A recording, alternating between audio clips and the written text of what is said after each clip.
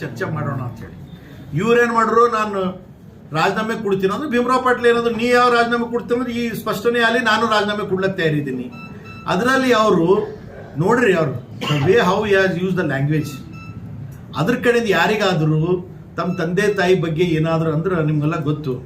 ಭೀಮರಾವ್ ಪಾಟೀಲ್ ಅವ್ರು ಏನು ಮಾಡ್ರು, ಏನೋ ತಪ್ಪು ಭಾಷೆ ಯೂಸ್ ಮಾಡ್ತಾ ಇದ್ದಾನ, ಅದಕ್ಕೆ ಹೇಳಿ ಅವ್ರಿಗೆ ಸಿಟ್ಟು ಬಂದು ಇದು ಗಲಾಟೆ ಆಯಿತು. ಮತ್ತೇನು ಇದರಲ್ಲಿ ಏನು ಗಲಾಟೆ ಆಗಕ್ಕೆ, ಒಂದು ಕಡೆ ನಾನು ಅದು ಮಾಡ್ತಾ ಈಗ ಮತ್ತೆ ಹೇಳಿದಾರ ವೀರಭದ್ರೇಶ್ವರ ದೇವಸ್ಥಾನ ಜಾತ್ರೆ ಇದೆ, ಆ ಜಾತ್ರೆಯಲ್ಲಿ ಅವ್ರ ಅಧ್ಯಕ್ಷತೆಯಲ್ಲಿ ಆಗಬೇಕು ಅಂತ ಹೇಳಿ ಒಂದು ಇದು ನಮ್ಮದು ಏನಪ್ಪ ಅಂದ್ರೆ ಮುಜರೆ ಆಫೀಸಲ್ಲಿ ಮಾಡ್ಕೊಂಡು ಬಂದಿದ್ದಾರೆ.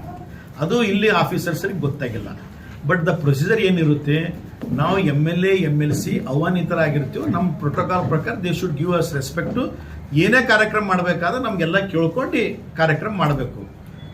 ಅದು ಮೇನ್ ಅದು ಏನಿರುತ್ತೆ, ಅಧ್ಯಕ್ಷ ಮತ್ತು ಇವರೆಲ್ಲ ಗೌರವಾನ್ವಿತ ಸದಸ್ಯರಿಗೆ ಮಾತ್ರ ಮತ್ತು AC ಅವ್ರಿಗೆ ಬರುತ್ತೆ. ಅದು ಏನೇ ಮಾಡಬೇಕಾದ್ರೆ ದೇವಸ್ಥಾನ ವೀರಭದ್ರೇಶ್ವರ ಟೆಂಪಲ್ನಲ್ಲಿ ಯಾವುದೇ ಮುಜರಾಯಿಗೆ ಬರೋಂಥ ಎಲ್ಲ ದೇವಸ್ಥಾನಗಳು AC ಆ್ಯಂಡ್ ಅಲ್ಲಿಂದ ಅಧ್ಯಕ್ಷರು ಮೆಂಬರ್ಸಿಗೆ ನೇರವಾಗಿ they are the head of that. ಅದನ್ನು ಮಾತನಾಡಿದಾರ. ಅದು ನಾನಂದ ಇವ್ರಿಗೆ ಶಾಸಕರಿಗೆ, ನೀವು ಏನಾದರೂ ಮಾಡಬೇಕಾದ್ರೆ ಅದ್ರ ಬಗ್ಗೆದಾಗ ಮಾಹಿತಿ ತೊಗೊಳ್ಬೇಕು. ಫಸ್ಟ್ ನೀವು ಅಧ್ಯಯನ ಮಾಡಬೇಕು, ಅದ್ರ ಬಗ್ಗೆದಾಗ ಚರ್ಚೆ ನೀವು ಸ್ಟಡಿ ಮಾಡಬೇಕು. ಸ್ಟಡಿ ಮಾಡಿ ಬಂದು ನೀವು ಚರ್ಚೆ ಮಾಡಿರಿ. You are spoiling KDP meeting ಅಂತ ನಾನು ನೇರವಾಗಿ ಅಂದ. ಅಮ್ಮನ ಭೀಮರಾವ್ ಪಾಟೀಲ್ ಅಂತ ನಿಮ್ಗೆ ಗೊತ್ತಿಲ್ಲ, ಅವ್ರು ಏನಿಲ್ಲ ಸುಮ್ಮನೆ ಕುಂತು ಇವನ್ ಅನ್ನೆಸರಿ ಪ್ರಚೋದನೆ ಮಾಡೋದು.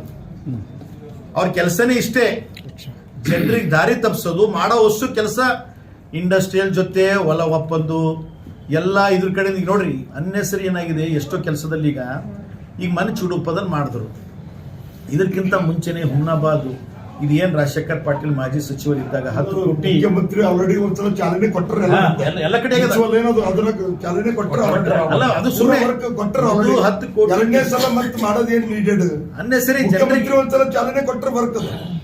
ತಮ್ಮ ಮುಖಾಂತರ ಪೇಪರ್ ಮುಖಾಂತರ ನೋಡಿದಿನ ಇಲ್ಲ, ಇದು ಕೊಟ್ಟರೆ ಇಲ್ಲ ಮ್ಯೂಚುವಲ್ ಏನದಂತಾರದು SBI ತನ ಚುಡುಗುಪ್ಪ ಕಬಿ ಇದ್ರಲ್ಲಿ ಪ್ರಚೋದನೆ ಆಗಿ ಒಂದಕ್ಕೊಂದು ಏನು ಗಲಾಟೆ ಮಾಡೋದು ಆಲ್ರೆಡಿ ನಮ್ ಜೊತೆ ಸುಮಾರು ದಿನದ ಮೇಲೆ ಗೊತ್ತಲ್ಲ. ಇಲ್ಲ ಅಂದ್ರೆ ಏನಾದ್ರು ಅನಾಹುತ ಆಗ್ತಕ್ಕಂಥ ಸಾಧ್ಯತೆಗಳನ್ನ ಏನಾಗಲ್ಲ. ಅನಾಹುತ ಯಾಕೆ ಆಗ್ತದ? ಅವ್ರು ಏನಿಲ್ಲ, ಏನಾದ್ರೂ ಮಾಡಿ ಪ್ರಚೋದನೆ ಮಾಡಿದ್ರು ನಾಟಕ ಮಾಡಂತ ಕೆಲಸ ಇದೆ ಶಾಸಕರು. ಅದು ಅವ್ರಿಗೆ ಬಿಟ್ಟಿದ್ದು.